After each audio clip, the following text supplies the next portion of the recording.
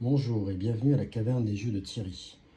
Aujourd'hui, petit jeu Legacy de développement de royaume qui s'appelle Kingdom Legacy, un jeu de Jonathan Frixelius. Donc un jeu qui se joue exclusivement en solo. Alors ce jeu est constitué uniquement de cartes. Et ces cartes vous rappelleront peut-être le jeu Paimeland qu'on tient à la main en fait et sur lequel on va retourner des cartes ou les tourner comme ça en fait afin de les faire évoluer. Le principe en fait est le même, on va faire évoluer ces cartes afin de développer le royaume et atteindre en fait, obtenir un maximum de cartes en fait avec des points de victoire et c'est ça qui va donner en fait le score final au jeu donc après le développement du jeu. Alors il y a 70 cartes en fait pour développer ce royaume. Et en fait, lors de ce développement de ce royaume, vous aurez aussi accès à des cartes encore supplémentaires qui vous donneront, permettront aussi encore de développer plus le royaume. Alors, pour commencer le jeu, en fait, vous allez prendre les cartes numérotées 1 à 10, donc bien dans ce sens-là, hein, pas dans un autre sens de développement. Donc le développement de départ est bien là où est indiqué le numéro ici. Et donc vous allez prendre les 10 premières cartes numérotées, donc 1 à 10, qui vont former votre royaume de départ. Ensuite, bien sûr, vous aurez accès aux autres cartes un peu plus tard. Ce qui va se passer, c'est qu'à votre tour, début du tour, vous allez donc tirer 4 cartes de votre royaume et vous allez commencer à essayer de développer. Alors, les actions possibles en fait lors de votre tour, c'est bien sûr d'utiliser les ressources afin de pouvoir ensuite les utiliser pour améliorer d'autres cartes. Donc, par exemple, si je prends la ressource or, si j'en avais 3, je pourrais développer par exemple la commerçante. En l'occurrence, ici, sur ce tirage-là, je n'ai pas cette possibilité. Donc là, à vrai dire, en fait, lorsque je regarde les cartes que j'ai, je ne peux pas faire grand-chose, hein, je n'ai pas assez de ressources pour pouvoir développer. Donc ce que je vais faire, deuxième action possible dans le jeu, c'est faire une avancée. Une avancée, c'est prendre 2 cartes supplémentaires. Donc on peut le faire a priori même plusieurs fois, mais on n'a pas intérêt à le faire souvent car bien sûr, vous vous doutez, c'est que plus vous faites d'avancer, moins vous aurez de cartes disponibles ensuite pour le développement de votre royaume. Car ce qui va se passer, c'est que dès que vous allez améliorer une carte, donc par exemple ici j'ai une or, et ici j'ai une or que je peux utiliser en fait par exemple pour développer cette carte là, puisque ça coûte 2 or. Donc dès que je en fait tourne une carte, je l'améliore de cette manière là ou de cette manière là, donc là en l'occurrence dans ce sens là. Ce qui va se passer, c'est que du coup on met fin au tour directement. Je mets dans la défausse, donc ensuite, une fois que j'ai amélioré une carte, je mets toutes les cartes déjà utilisées dans la défausse. Et donc je repars avec 4 nouvelles cartes dans mon royaume, que je vais aussi essayer de développer. Bon, imaginons par exemple, là, je refais la même chose, hein, j'ai une or ici, une or ici.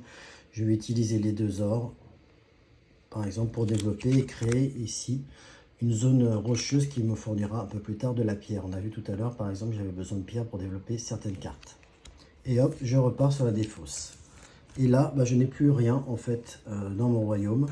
Donc, ce qu'on va faire, c'est qu'on va reprendre nos cartes, bien sûr, sans les retourner, hein, juste en les mélangeant. Et prendre 2 nouvelles cartes supplémentaires dans le royaume. Donc là, par exemple, les cartes 11, c'est une jungle, et une carte 12, rivière. Et on va remélanger le tout et on va recommencer ainsi jusqu'à ce qu'effectivement on arrive au niveau 70. Ce qui va se passer aussi, c'est que donc vous avez certaines cartes, par exemple ici, avec une petite encoche verte, qui vont vous donner en fait certains pouvoirs. Et dans ce cas-là, si vous utilisez le pouvoir, vous allez pouvoir donc, bénéficier de ce pouvoir, mais ça ne va pas mettre fin au tour. Hein. Ça va seulement, vous allez seulement bénéficier de l'effet. Et à ce moment-là, en bénéficiant de l'effet, donc vous avez bien sûr défaussé cette carte. Et ensuite pouvoir utiliser cet effet donc, pour pouvoir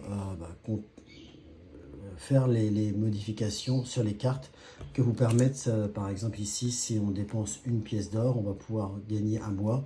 Donc on va pouvoir bénéficier d'un bois supplémentaire, par exemple, en utilisant cet or-là. Donc ça va me permettre, donc je vais défausser les deux cartes et j'aurai donc un bois grâce à cette action-là. Et ce bois-là me permettra peut-être effectivement, par exemple, de pouvoir retourner une nouvelle carte. Alors, il y a d'autres symboles dans le jeu, hein.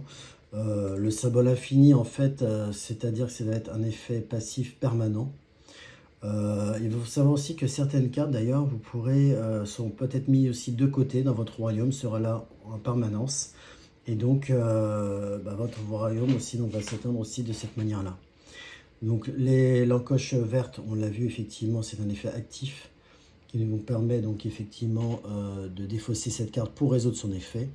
Vous avez l'effet temporel, hein, on doit défausser cette carte et mettre fin au tour, mais ça va permettre de résoudre aussi un effet intéressant en général. L'effet destruction, donc détruire cette carte pour résoudre son effet. L'effet événement, facultatif ou obligatoire. Et certains effets à usage unique. Bon, je vais vous laisser découvrir ça au fur et à mesure, mais tout est bien expliqué pour le reste. Alors, dernier point, ce qui est important, c'est que effectivement, donc le jeu Legacy. Donc vous allez rajouter des icônes, vous allez détruire des cartes, donc le jeu va évoluer afin de pouvoir rejouer à ce jeu-là, parce qu'effectivement je pense que les premières parties on fait des erreurs, ou on n'optimise pas suffisamment, donc si vous voulez pouvoir rejouer à ce jeu-là, moi je vous conseille fortement de sliver les cartes, de photocopier en fait les autocollants afin de ne pas les utiliser et d'utiliser en fait de mettre les autocollants, enfin les copies des autocollants dans les sleeves afin de pouvoir modifier les cartes mais sans les détruire durablement. Donc sans les modifier durablement. Et donc je pense que cette manière-là permet effectivement de pouvoir rejouer plusieurs fois et optimiser ce jeu Kingdom Legacy.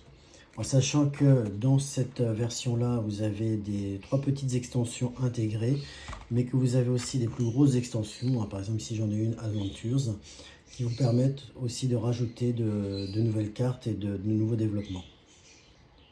Et voilà, j'espère que cette vidéo de Kingdom Legacy vous a plu. N'hésitez pas à vous abonner.